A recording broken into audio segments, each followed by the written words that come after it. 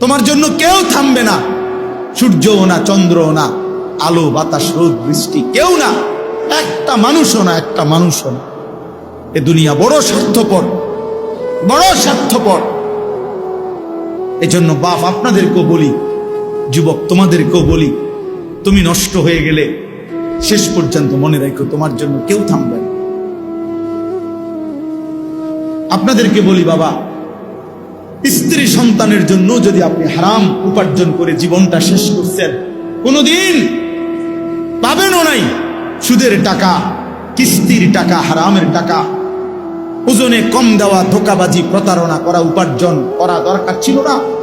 আমনের কলজার মধ্যে শয়তানে বসায় দিছে যে বউ বাচ্চার লাগে এগুলা করতেছ, করো না রে বাপ, খোদার কসম এরা মনে রাখবে না, এরা মনে রাখবে না, এরা কোনোদিন বলবে না, এরা মনে রাখবে। দুপুর বেলা জানাজা হইছে, আসরের পরে জানাজা হইছে, কানছে 2 ঘন্টা 4 ঘন্টা, জি পুত নাতি নাতনি স্ত্রী সন্তান।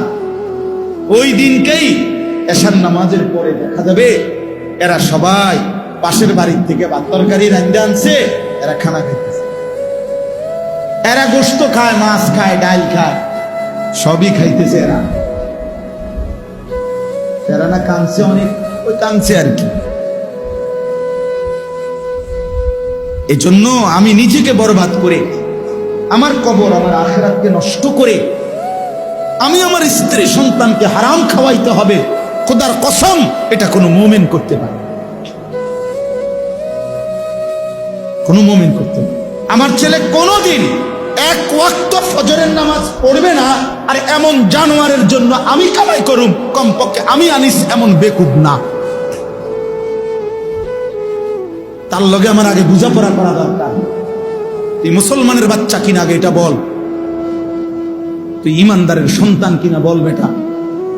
যদি তুই মুসলমানের বাচ্চা হস, আমি তোর জন্য মাথার ঘাম পায়ে ফেলে কামাই করমু, আমার এই কষ্টের উপার্জনের কিনা ফ্যান, খাট, পালং, সোফা, ফার্নিচার, বাজার সদাই, আর তুই বেঈমান সারা রাত মোবাইলে নারী দেখবি, ছবি দেখবি, কোনোদিন ফজরের নামাজ পড়বি না, এমন জানোয়ারের জন্যই আমি কামাই করলাম না।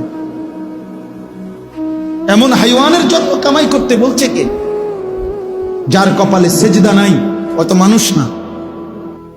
কেউ আমরা থাকবো না, রাজপ্রাসাদের ওই অট্টালিকায়ও মরে যাবে, জীর্ণ কুঠিরে কুড়ে ঘরে যে মরে যাবে, জীবনে যে কোনো দিন দুঃখ দেখে নাই সেও মরে যাবে, জীবনে যে কোনো দিন সুখ দেখে নাই সেও মরে যাবে, সেও মরে, চাইলেও মরে যাবে, না চাইলেও মরে যাবে।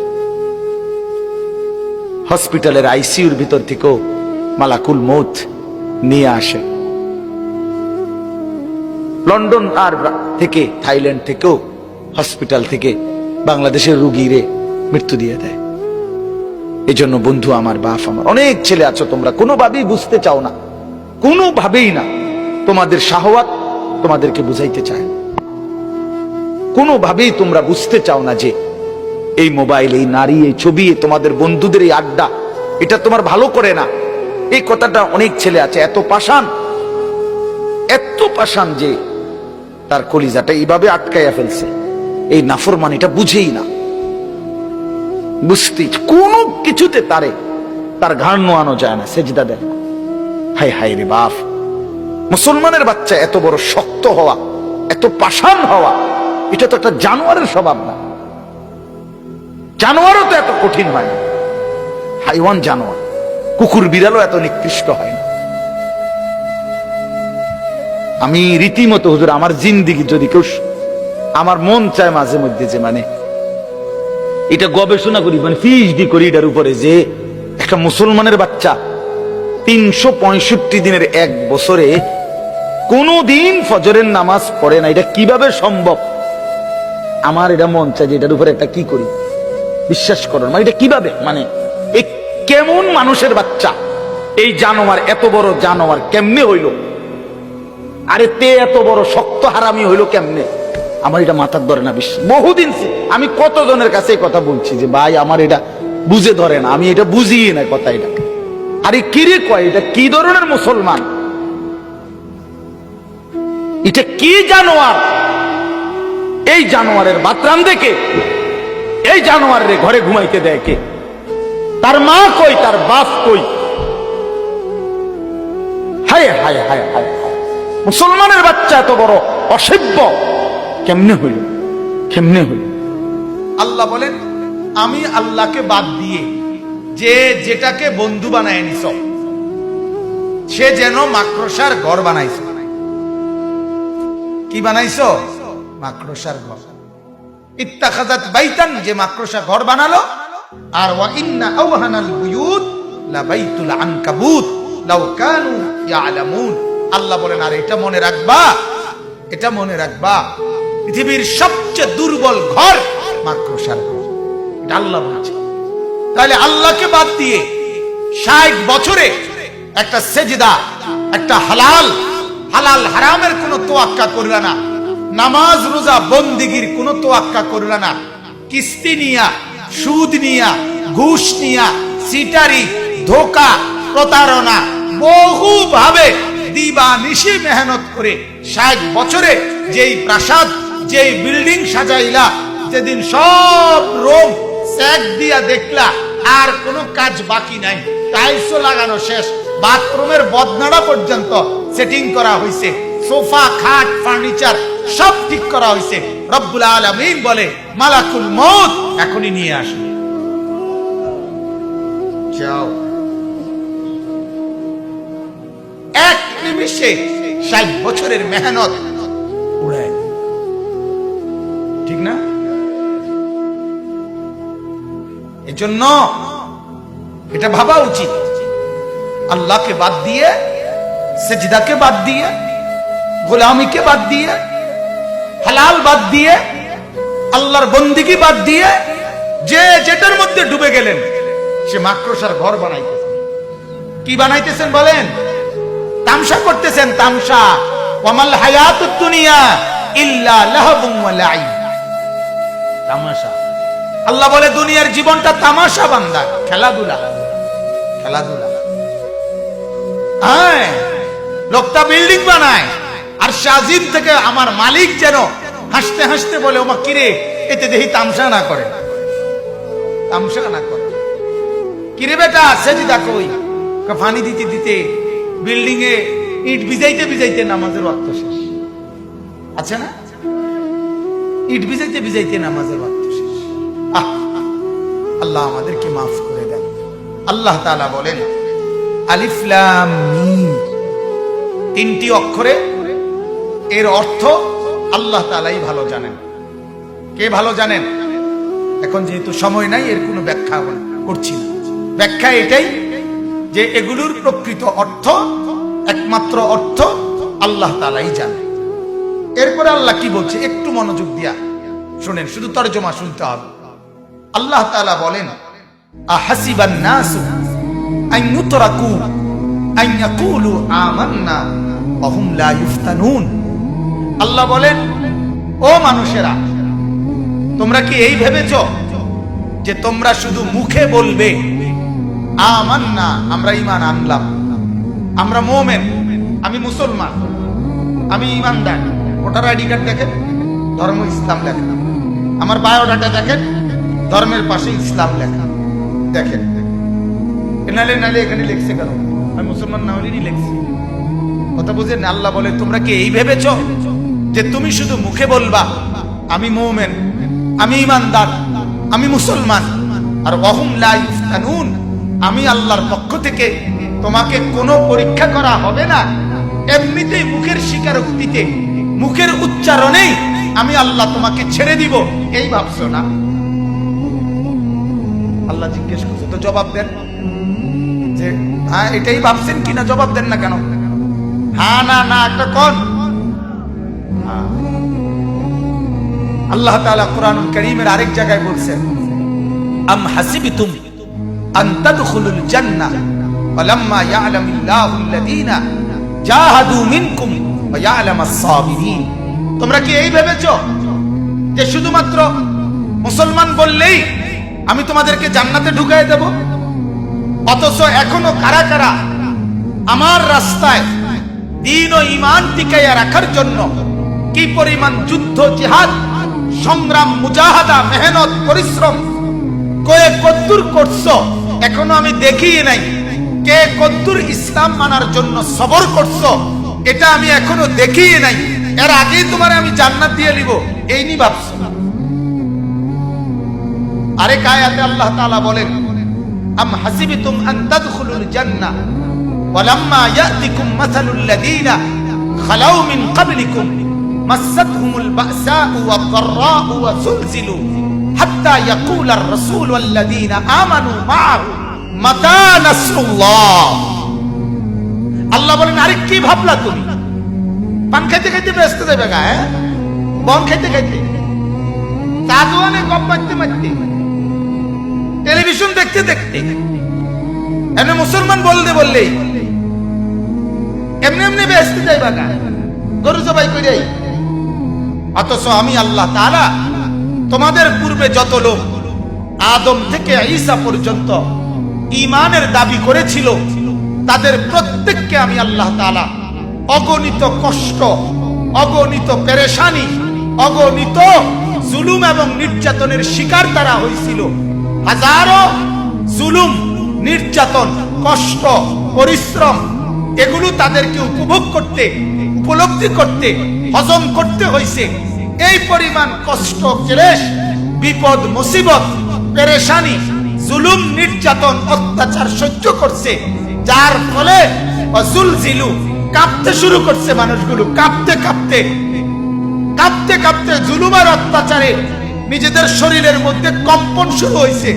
আর শেষ পর্যন্ত কি পরিমাণ নির্যাতন হইলে আল্লাহ বলে রসুল ওই জামানার নবী এবং নবীর সাথে ঈমানদার বান্দারা আল্লাহর কাছে হাত তুলে বলছে, আল্লাহ আর কতক্ষণ সহ্য করলে আপনার সাহায্য আসবে? মাতা নাসরুল্লাহ, আর কখন, আর কখন? কোরআনুল কারীমের সূরা বুরুজ, সূরা বুরুজ একটা সূরা আছে না, ওই সূরার মধ্যে আছে পূর্ববর্তী জামানায় এক নবীর ঈমানদার উম্মতকে ওই জামানার জালেম বাদশা ঈমান আনার কারণে মাটি খুঁড়ে গর্ত বানাইছে, বড় বড় গর্ত। আসহাবুল উখদুদ বড় বড় গর্ত বানাইছে, বানাইয়া বলছে এই গর্তের মধ্যে লাকড়ি দিয়ে আগুন ধরাও। পুরা গর্তের মধ্যে যখন আগুন ধাউ ধাউ করে উঠছে তখন ওই নবীর উম্মত, ঈমানদার অনুসারী ওই মানুষগুলোকে একটা একটা করে ধরে ধরে ওই গর্তের মধ্যে, আগুনের মধ্যে ফেলছে। ফেলে এরপরে বলছে এর উপরে মাটি ফেলাও। এরপরে মাটি ফেলাইয়া বলছে এর উপরে তোমরা লাফায়া লাফায়া নাইচা নাইচা এদেরকে দাফন করে দাও।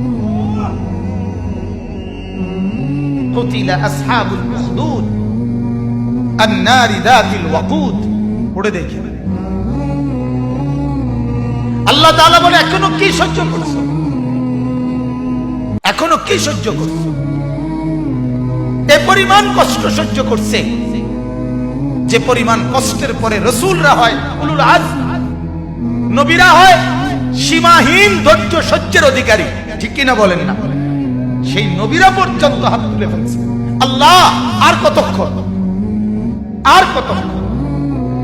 আল্লাহ তাআলা বলেন, আমার বান্দা শুধুমাত্র মুমিনের দাবি করলে, মুসলমানের দাবি করলে বাপ, আল্লাহ বলেন আমি এমনি ছেড়ে দেব না। পরীক্ষা করব, ঈমানের পরীক্ষা, আমলের পরীক্ষা, বন্দেগীর পরীক্ষা, সেজদার পরীক্ষা, গোলামির পরীক্ষা, হালাল হারামের পরীক্ষা, জায়েজ না জায়েজের পরীক্ষা, বৈধ অবৈধের পরীক্ষা। অতএব পরীক্ষায় উত্তীর্ণ হইতে হইলে 24 ঘন্টা আল্লাহ এবং তার রাসূলের নির্দেশনা মতে চলবে। ওয়ালাকাদ ফাতান্নাল্লাযীনা মিন ক্বাবলিহিম।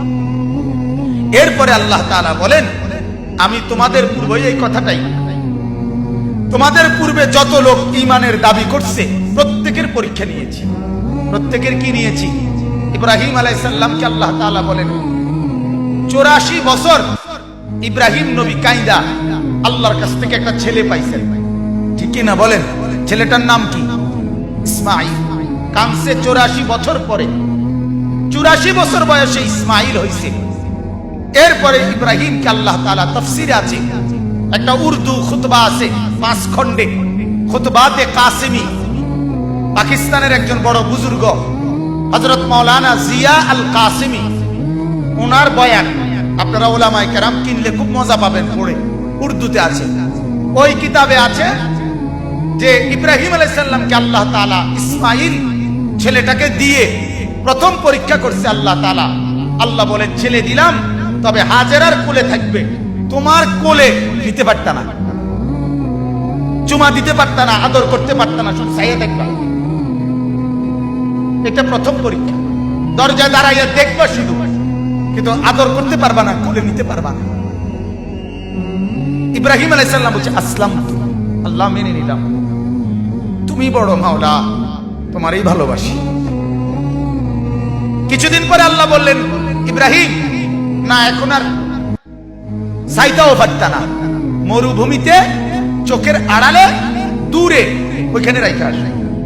ইব্রাহিম আলাইহিস সালাম বলছে আসলাম, আল্লাহ মেনে নিলাম, মেনে নিলাম, পরীক্ষায় ফেল করতে চাই না মাওলা, রেজাল্ট ভালো করতেই হবে, প্রয়োজনে ছেলেকে দূরে দিয়ে আসলাম, তবু তোমাকেই ভালোবাসি মাওলা। কিছুদিন পরে আল্লাহ তাআলা বললেন, সংক্ষেপে বলছি এই জন্য, ইব্রাহিম প্রথমে তো দেখতে দিছিলাম, এরপরে চোখের আড়াল করে রাখছিলাম, তবুও তো ছিল, বিদেশে হইল ফুত আমার আছে তো। অনেক মা কাইন্দা কাইন্দা বলে, যাক বউয়ে নিচে গাড়ি, বউয়ের লগে নিচে গাড়ি, আমি মার খবর তো রাখে না, আমার ফুত বাচ্চা তো আছে। কথা বলেন না, বলে না এমন, আমার ফুতে আছে তো, যা খেনে থাকো, আমি মা না পাইলা মারি। আল্লাহ তাআলা বলে ইব্রাহিম তুমি তো ভাবছিলা যাক ফুত আছে তো, না এবার আর রাখতাম না, এইবার জবাই করে আমার দেওয়া আমারটাই দিয়ে দাও। আল্লাহ তাআলা বললেন, ইব্রাহিম বললেন আসলাম, না মাওলা আপনি বড় মাওলা, আপনাকেই ভালোবাসি, আমি ফেল করুম না মাওলা, আমি রেজাল্ট ভালো করতেই হবে। এজন্য ছেলেকে গর্দান মধ্যে ছুরি রাখা দিছে। ছুরি রাখার পরে এবার মাওলা পাক আল্লাহ তাআলার মহব্বতের জোশ আসছে, আল্লাহর রহমতের দরিয়ার মধ্যে, সাগরের মধ্যে উথলে ঢেউ উঠছে। আল্লাহ বলে ইব্রাহিম, আরে তোরে আমি চাইছি রে পরীক্ষা, এবার তুই পুরাপুরি কামিয়াব, তুই পুরাপুরি ফলাফল উত্তীর্ণ, যা তোর ছেলেও দিলাম, আমি আল্লাহ রাজি হয়ে গেলাম। এবার ছেলেও পাইলো, আল্লাহকেও পাইলো, ঠিক কিনা বলেন না? ছেলে কোরবানি হয়েছিল। এজন্য দোস্ত, সন্তানকে দ্বীন শিখাইলে, সন্তানকে কোরআন শিখাইলে, সন্তানকে নামাজ শিখাইলে, সন্তানকে মাদ্রাসায় পড়াইলে, আল্লাহর কসম দুনিয়া অভাব হবে না, দুনিয়াও মিলে যাবে, আখিরাতও মিলে যাবে, আখিরাতও মিলে যাবে। এজন্য অনুরোধ, মুসলমান যতজন বসছেন, একজনও তার একটা সন্তানকে বঞ্চিত করিয়েন, কোরআন থেকে বঞ্চিত করিয়েন, দ্বীন থেকে বঞ্চিত করিয়েন না। আমার শায়েখ আল্লামা মুফতি মুশতাকুর নবী সাহেব হুজুর এটা আবেগে অনেক সময় বলে যে মা, যে বাপ তার সন্তানকে আল্লাহর কোরআন শিখায় নাই, নামাজ রোজা শিখায় নাই, মাদ্রাসার এই সবক দেয় নাই, হুজুর বলে ওই মা বাপ যদি তার সন্তানটাকে 70 বার আগুনে পুড়াইয়া ফেলতো, তাইলে এত ক্ষতি হইতো না। কোরআন না শিখাইয়া এই মা বাপ ওই সন্তানের যে ক্ষতিটা করে দিল। এরপরে হুজুরে বলে যে দোহাই ওই মা বাপকে বলি, আপনি এই সন্তানের বাপ না হলে ভালো ছিলেন, আপনি এই সন্তানের মা না হলে ভালো ছিল। কেন বাচ্চাটাকে বঞ্চিত করলেন? কেন বাচ্চাটাকে বঞ্চিত করলেন? এজন্য একজনও ইনশাআল্লাহ আমরা আমাদের সন্তানকে দ্বীন শেখাবোই শেখাবো ইনশাআল্লাহ। বলেন ইনশাআল্লাহ। আগামীর পৃথিবী, আগামীর সামনে দাজ্জাল বাজান, আগামীর সামনে দাজ্জাল, দাজ্জাল দেখা যায়, দাজ্জাল দেখা যায়, কিয়ামত দেখা যায়। ইখতারাবা লিন-নাসি হিসাবুহুম, আল্লাহ বলে হিসাবের সময় কাছায় গেছে বান্দা। ইখতারাবাতিস সাআ, আল্লাহ বলে কিয়ামত ঘনায় গেছে বান্দা। আরে যিনি বানানেওয়ালা তিনি বলতেছে, ও আমার বান্দা, আমি না বলছি এই নবী শেষ নবী, এই কিতাব শেষ কিতাব, এই দিন শেষ ধর্ম, আর দিতাম না রে, এরপরে তো আমার সংসার আমি গুছাই এলাম, তাহলে কিসের অপেক্ষা করছেন? কথা বলেন না কেন? মালিকই তো বললো আর দিতাম না রে, শেষ, যা দিছি দিছি, এরপরে আর কিসের অপেক্ষায়? এজন্য সন্তানকে বঞ্চিত করবেন না। বলেন ইনশাআল্লাহ। প্রত্যেকেই পাক্কা নিয়ত করেন, তিনজন ছেলে তিনজনই কোরআন পড়বে, তিনজন মেয়ে তিনজনই কোরআন পড়বে। বলেন ইনশাআল্লাহ। যার ঘরে যতজন দিন শিখবে ততজন। কথা বলেন কয়জন? আবার বলেন কয়জন? আছে যতজন দিন শিখবে কতজন?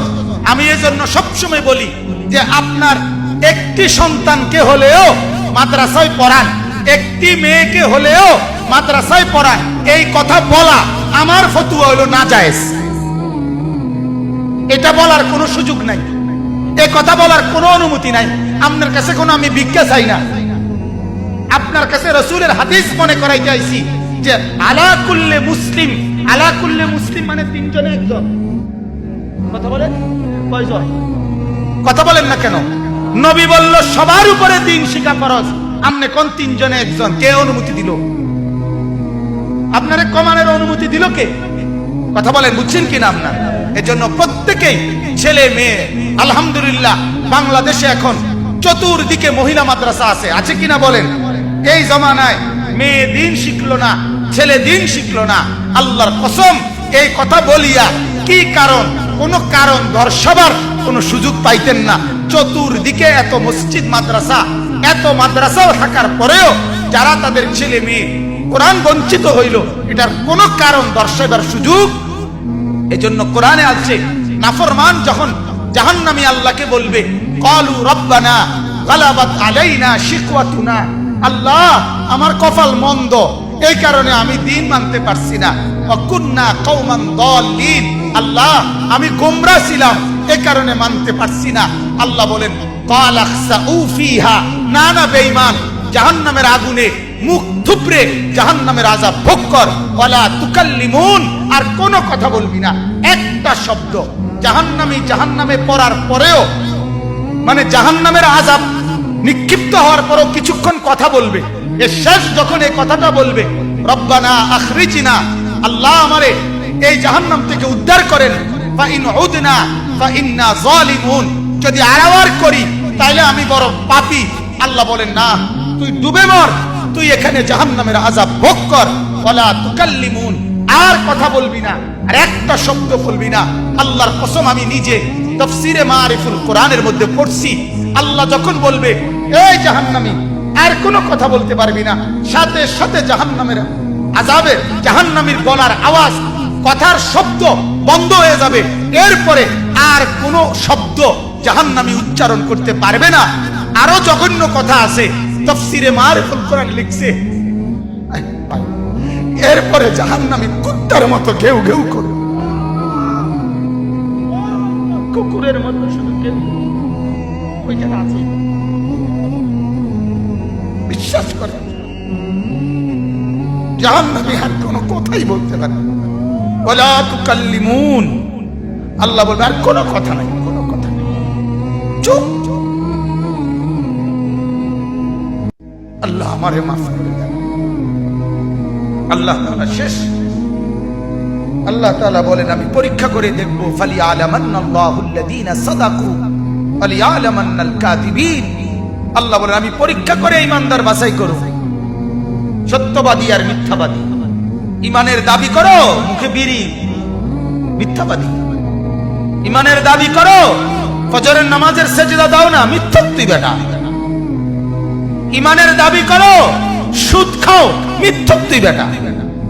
কি বলে? মিথ্যক না। আল্লাহ বলেন আমি ঈমানের দাবিতে পরীক্ষা করে এরপরে সত্যবাদী আর মিথ্যাবাদী বাছাই করব। সর্বশেষ আল্লাহ বলেন আম হাসিবাল্লাযীনা ইয়ামালুনাস সাইয়্যাতি আন নাসবিকুনা।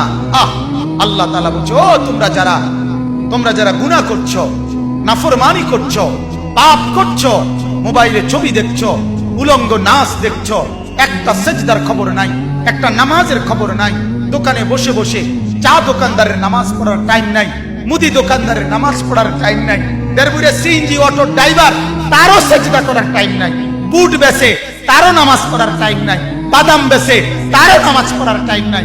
আল্লাহ তাআলা বলেন ওই নাফরমান তুই কি ভাবছো?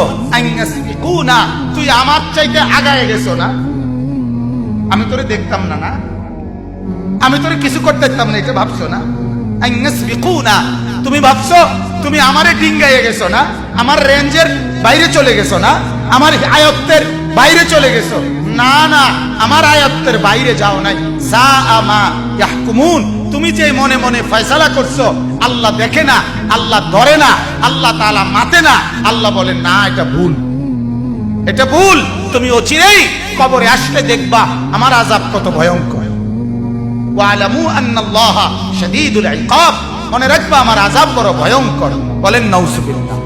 সর্বশেষ আয়াত 5 নম্বর আয়াত, আল্লাহ তাআলা খুশখবর দিছে নেককারদেরকেও।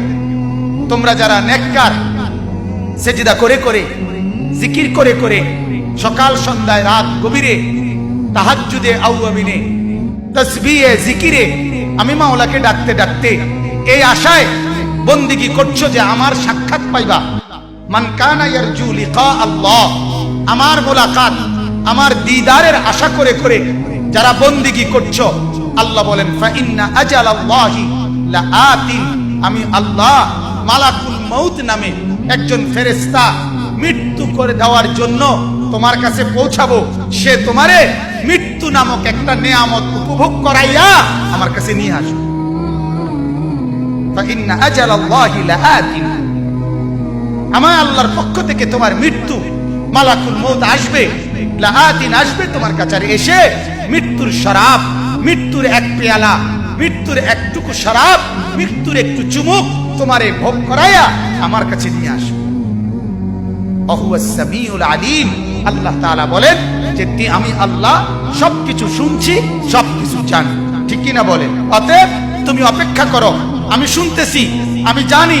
তুমি ডাকতে থাকো, সেজদা দিতে থাকো, গোলামি করতে থাকো, হালাল খাইতে থাকো, সুখে থাকো আর দুঃখে থাকো, আমি মাওলাকে ডাকতে থাকো।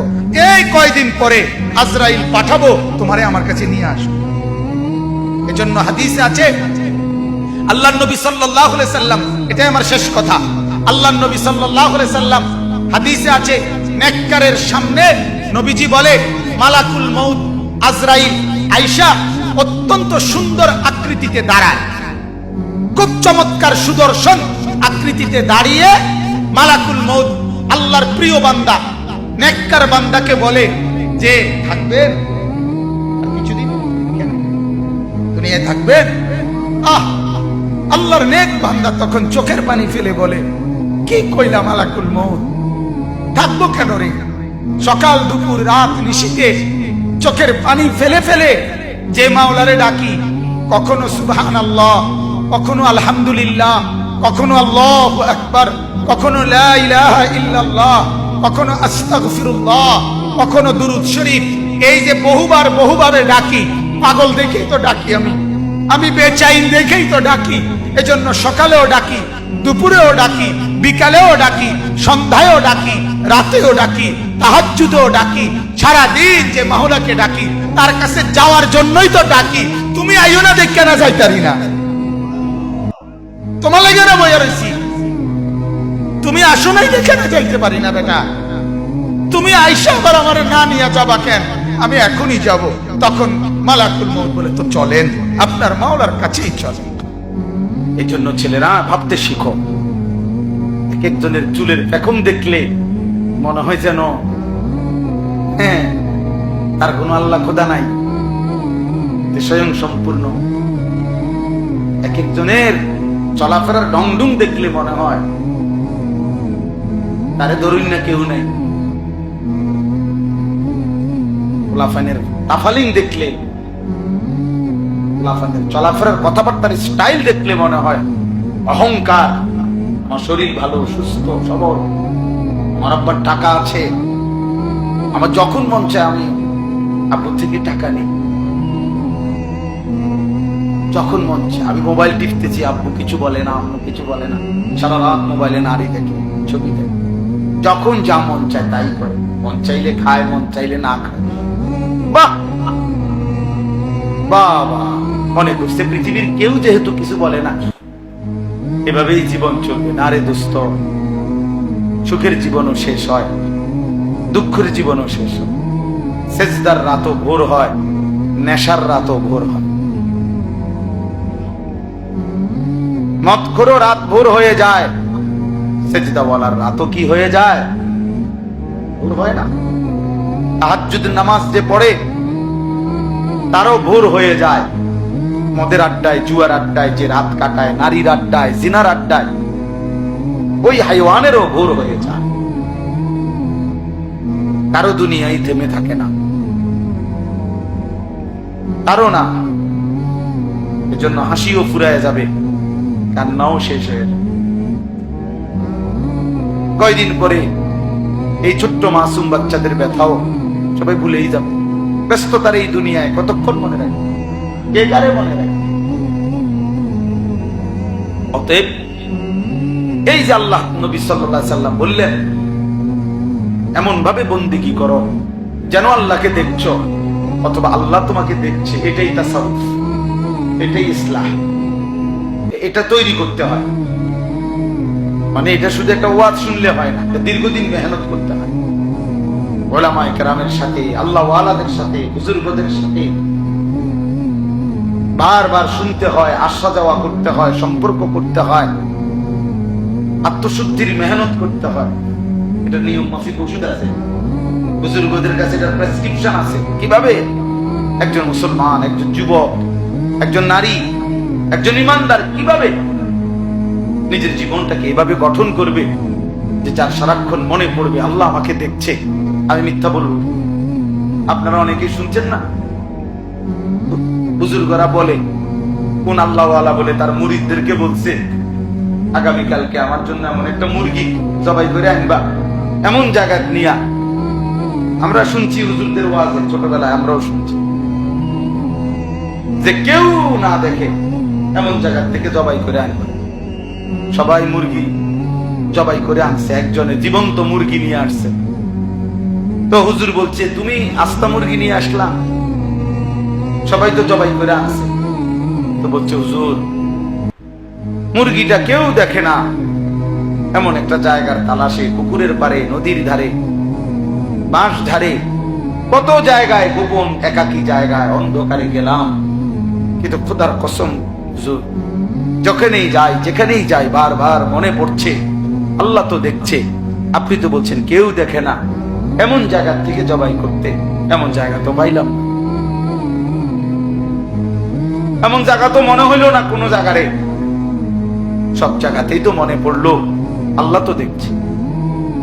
তিনি বলছেন, হ্যাঁ বাবা, আমি তোমারই খুঁজছি। আমি কি খুঁজছিলাম?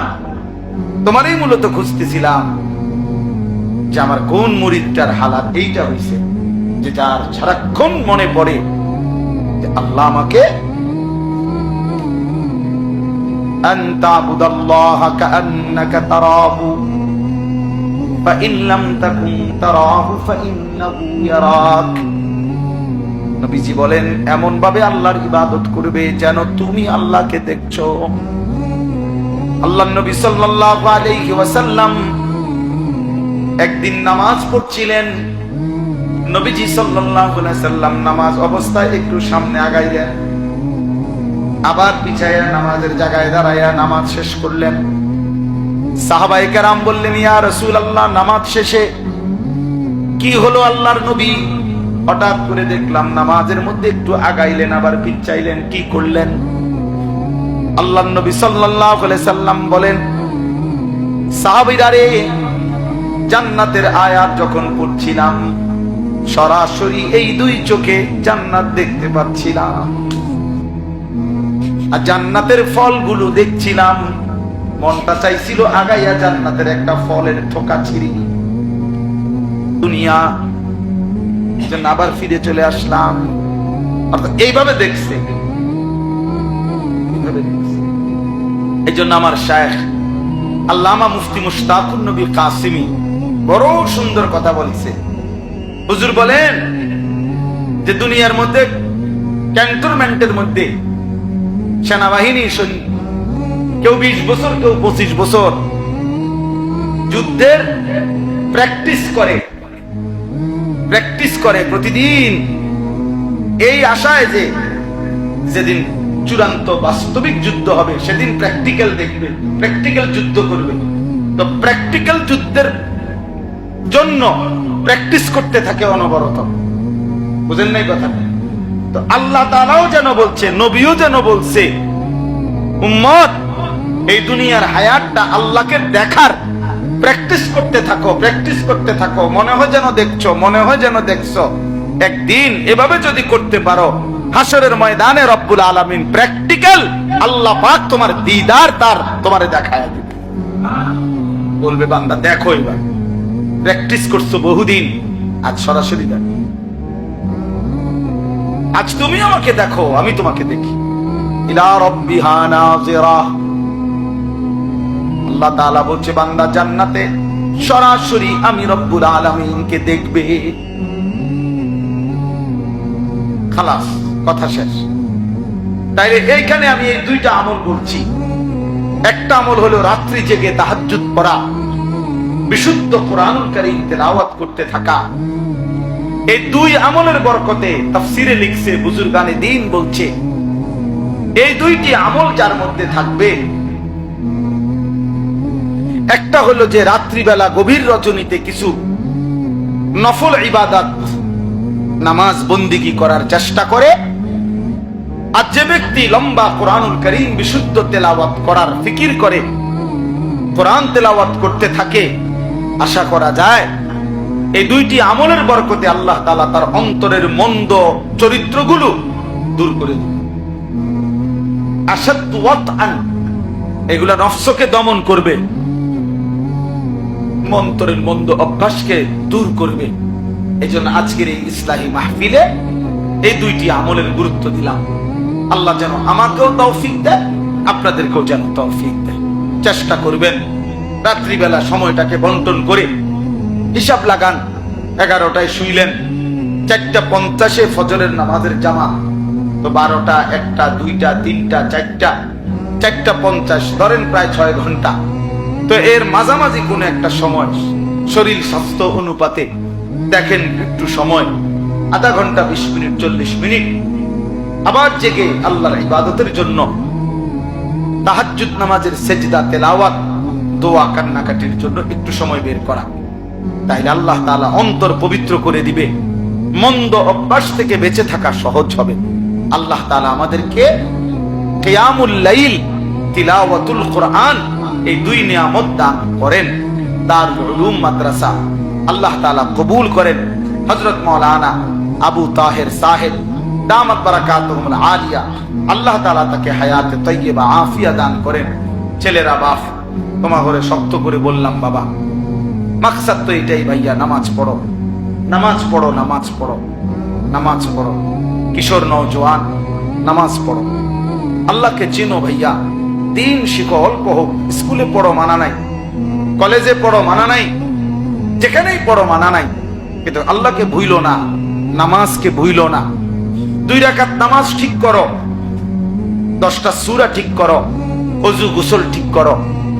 কিছু বয়স্ক লোক আছে এমন গোয়ার, যে মানে বুঝে যে ওনার সূরা অশুদ্ধ, দোয়া কালাম অশুদ্ধ, কিন্তু দুনিয়া কোন কথা দিয়া ওনাগরে এটা বুঝানো যায়, কোন ইবলিস ওনাকে কলিজার ভিতরে বুঝাই দিচ্ছে যে অসুবিধা নেই, আল্লাহ ভরসা, এই যে এরম ভরিয়ে এরম, এটা অন্য কেউ বুঝাই দিচ্ছে তার কলেজে, যে মাইতো না চাই হুজুরা কই বই, আল্লাহ ভরসা। এখন আল্লাহ বলছে কিনা আপনারা বলেন, যে আল্লাহ যদি বলে, আপনারা শুনছেন যে আল্লাহ বলছে যে বান্দা তুমি ভুলের উপরে, মিথ্যার উপরে, ভুলের উপরে মৃত্যু পর্যন্ত থাকো, আমি ভরসা, এটা আল্লাহ বলছি। তো তো আমাদের কে ভরসা দিল? আপনার এই ভরসাটা দিল কি? আফসুসের ব্যাপার, আফসুসের ব্যাপার। 60 বছর 50 বছর হয়ে গেছে, এই কথাটুকু বোঝে না যে আমার সূরা, আমার কেরাত, আমার দোয়া, আমার তাসবিহ, আমার আত্তাহিয়াতু, আমার দুরূদ শরীফ, আমার দোয়া। ও ছেলেরা, হয়তো এখন ঢুকো, পরে যে সময় একটা পোটলা দিব ওই সময় ঢুকো না, আসো, এখন আসো, পরে আর কাউরে ঢুকতে দেওয়া হবে না।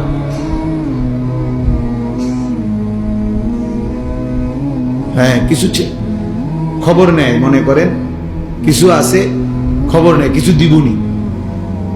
এবার যদি রাত 2টাও বাজে ঘুরবো, বুঝলেন? যদি রাত 2টাও বাজে, সারা রাতও লাগে, তারপরও ঘুরবো। আফসুস মানে জীবন মানেই শুধু এই দুটো বিরিয়ানি, এক প্লেট খিচুড়ি, 2টা জিলাপি, এই জীবন। আবার আগের মতো তামাশা, আগের মতো বেনামাজি জিন্দিগি, আগের মতো অসভ্যতা। আসলো কেন পৃথিবীতে? মরবেই বা কেন? করবেই কি? কিচ্ছু জানে না, কিচ্ছু জানে না। আফসুস হয়েছে ওই জীবনের উপরে, আফসুস যে জীবন জানে না আমি আসছি কোত্থেকে, আমার করণীয় কি, কেন আসলাম, কি করছি। জীবনের যার কোনো লক্ষ্য উদ্দেশ্য নাই, গন্তব্য নাই, মঞ্জিল যে চেনে না, আমি যাব কোথায়, পৌঁছবো কোথায়, থামবো কোথায়, এটা যার মধ্যে জানা নাই, ওই বাস্তবিক অর্থে মনে রাখেন ওই কোনো মানুষ, ওই জন্তু জানোয়ার। কোরআন বলছে ওকে জানোয়ারই বলছে। জানোয়ারেরই কোনো নির্দিষ্ট টার্গেট নাই, তার দরকারও নাই। টার্গেট দিয়ে করবো কি? কোন গরু, ছাগল, কুকুর, বিড়ালের টার্গেট দিয়ে করবে কি? তার তো কোনো হালালও নাই, হারামও নাই, জায়েজ না জায়েজ কিছু নেই। তার জন্য কোনো বিধান নাই, দিন নাই শরীয়তে। কিন্তু ইনসানের জন্য বিধান আছে, হালাল হারাম আছে, জায়েজ না জায়েজ আছে, করণীয় বর্জনীয় আছে। কারণ তার জন্য আখিরাত আছে, তার জন্য হিসাব আছে, তার জন্য বিচারের মাঠ আছে, তার জন্য আমলনামা প্রস্তুত হচ্ছে, তার আমলনামা মিজানের পাল্লায় ওজন হবে, তাকে ফুলসেরাত পার হইতে হবে, তাকে জান্নাত কিংবা জাহান্নামে যেতে হবে। এটা গরু ছাগলের নাই, এটা জন্তু জানোয়ারের নাই। তাইলে সোজা হিসাব, যে তার হালাল হারাম বুঝে না, জায়েজ না জায়েজ বুঝে না, করণীয় বর্জনীয় বুঝে না, তো সে বাস্তবিক অর্থে কোনো মানুষ, সে জানোয়ার, সে হাইওয়ান, যার মধ্যে কোনো তামিজ নাই, মানে পার্থক্য শক্তি নাই, পার্থক্য শক্তি। তাইলে বাবা বলতেছিলাম আল্লাহর ঘর মসজিদের কথা বলছি। মসজিদের আজমত জরুরি, মসজিদে জুমার বয়ান গুরুত্বপূর্ণ, মসজিদের ইমাম সাহেবকে সম্মান করা খুব গুরুত্বপূর্ণ, মুয়াজ্জিনকে সম্মান করা খুব গুরুত্বপূর্ণ। মসজিদের একটা জুতার বাক্স, মসজিদের বালু, মসজিদের একটা মোমবাতি অনেক সম্মানিত, এটা মসজিদের। আমরা কোরআন হাদিসের ভাষায় বলে নিসবতের কারণে দামি হয়, মানে সম্বন্ধের কারণে দামি। ইট বালু পাথর সিমেন্টের একটা ঘর এমনিতে শুধু ছিল ঘর, কিন্তু যখন এটা সিদ্ধান্ত হলো যে এটা আল্লাহর ঘর, এই আল্লাহর এই শব্দটা যখন এই ঘরের সাথে লাগলো তো এটা দাম। কি বলেন? এটা নিসবতারি, মানে সম্বন্ধ কিসের সাথে মিলল, ওইটার কারণে দামি হয়, ওটার কারণে দামি হয়। এমনিতে একটা কাপড়, এটা কাপড়, কিন্তু যখন এটারে বলে যে এটা কোরআন শরীফের গিলাফ, তো এটা দামি, দামি। তাহলে সম্বন্ধ নিসবত এর কারণে দামি। তো মসজিদ আল্লাহর ঘর, অতএব এটা নিঃসন্দেহে দাম, এটা দাম, এটা অনেক দাম। আমরা এই জন্য ইনশাআল্লাহ মসজিদের জন্য সবার কাছে অনুরোধ, মসজিদে নামাজ পড়া, জামাতকে ঠিক মতো আদায় করা, মসজিদে আন্তরিকতা রাখা, ভালোবাসা, এটা যেন সবার মধ্যেই থাকে। এই পদ পদবী, মূল্যায়ন অবমূল্যায়ন এর কোনো বিষয় নেই। অমুকের সভাপতি বানাইতো, আমনে তারে দিয়ে দেন সভাপতি, তুই সভাপতির আব্বা, তুই সভাপতি 14 গোষ্ঠী, তুই নিয়ে সভাপতি, তোর সভাপতি নিয়ে তুই সিরা খাবি, তোর সেক্রেটারি নিয়ে তুই কি খাবি, আমি বিজয় খাবি। হ্যাঁ, আল্লাহ তাআলা আমাদেরকে বুঝতাম।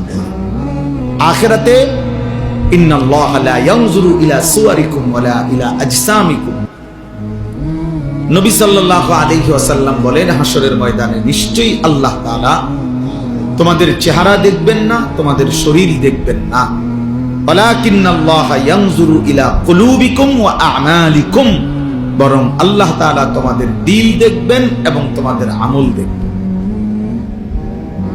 দিল দেখবেন আর কি দেখবেন? আমল এর ভিত্তিতে আল্লাহ তাআলা ফয়সালা করবেন। এজন্য বাপ ও দুনিয়া বিয়ে সমস্ত পদ পদবি দিয়ে কিচ্ছু আসে যায় না, বরং মসজিদের প্রতি হৃদয়ের টান, এজন্য আমার আখিরাতের জন্য। আমি নামাজ পড়বো, সেজদা দেব, মসজিদে আসব, মসজিদের খেদমতে থাকব, মসজিদে বেশি বেশি যাওয়ার চেষ্টা করব, এটা আমার আখিরাতের জন্য। হাদিসের মধ্যে আছে বাশশিরিল মাশাঈন ফি যুলামি ইলাল মাসাজিদ বিন-নূরিত তাম্মি ইয়াউমাল কিয়ামা। আজীব হাদিস। নবী সাল্লাল্লাহু আলাইহি সাল্লাম বলছে, অন্ধকারের মধ্যে, মানে এশার নামাজ এবং ফজরের নামাজ, অন্ধকারের মধ্যে যারা বেশি বেশি মসজিদে গমন করে, হে নবী, কিয়ামতের দিন ফুলসিরাতের গোড়ায় তাদের জন্য পরিপূর্ণ আলোর সুসংবাদ দান করে।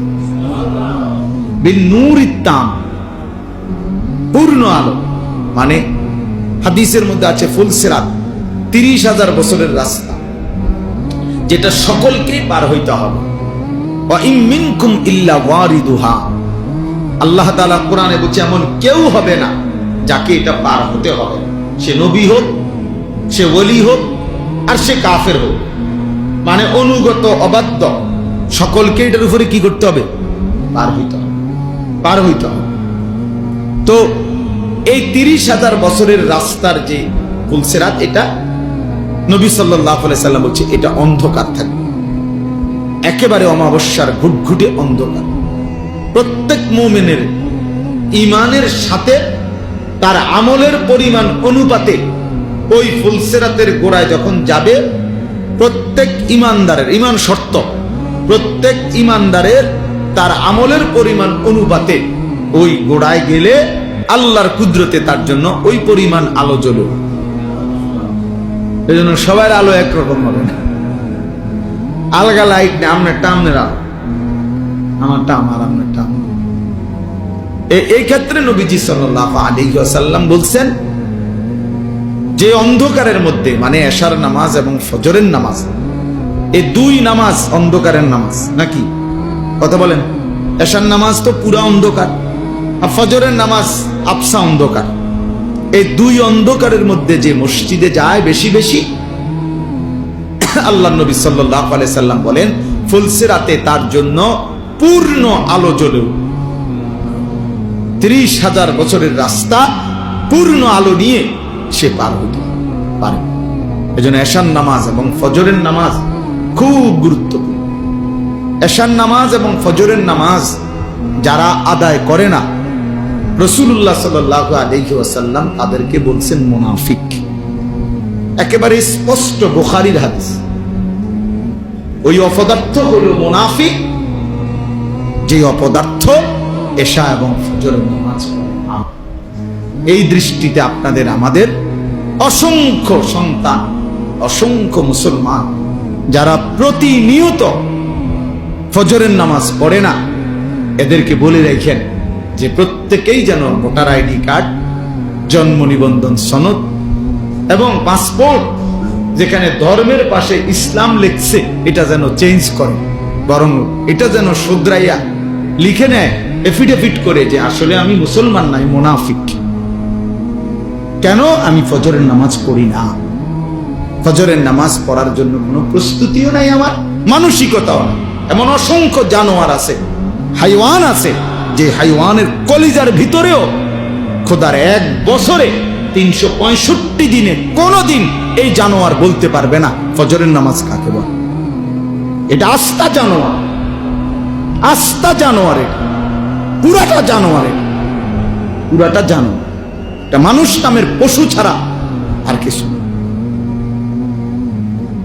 365 দিন নাফরমান, তুই মানুষের বাচ্চা বেটা, কোনদিন ফজরের নামাজ পড়বি না। এত বড় বেহায়া, বেশরম মুসলমান হয় কি? এত বড় নিকৃষ্ট মানুষ মুসলমান হবে? মুনাফিক। আল্লাহ রাসূল বলছে বেটা, নবী বলছে মুনাফিক, এটা আস্তা মুনাফিক। আর মুনাফিক সমস্ত বেঈমানের মধ্যে সবচেয়ে নিকৃষ্ট হলো কে? যত লোক আল্লাহর নাফরমান তার মধ্যে মুনাফিক হলো সবচেয়ে নিকৃষ্ট।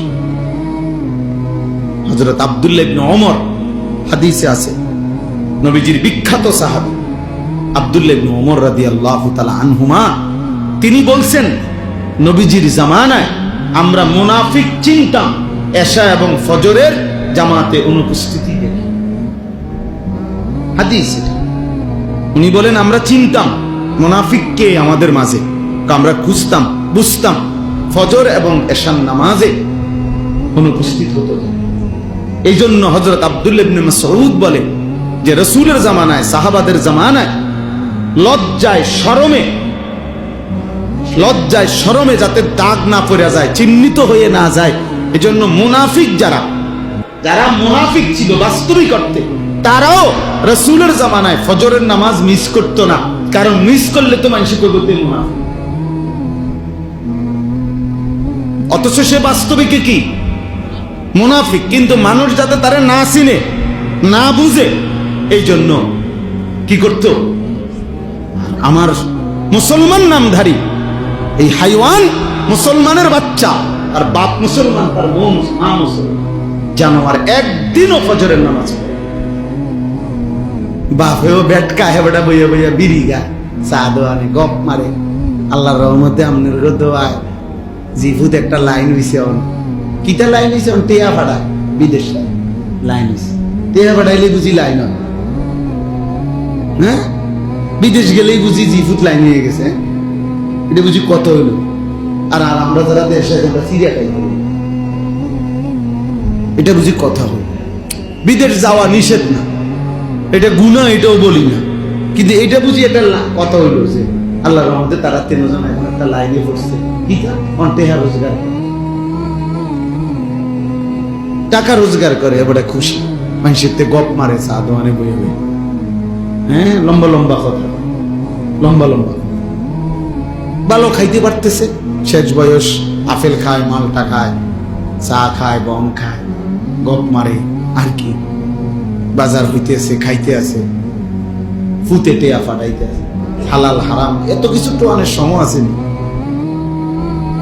হালাল না হারাম সেটা দরকার কি, আমার দরকার টাকা, আমার দরকার বাতে না। আস্তাগফিরুল্লাহ, আস্তাগফিরুল্লাহ।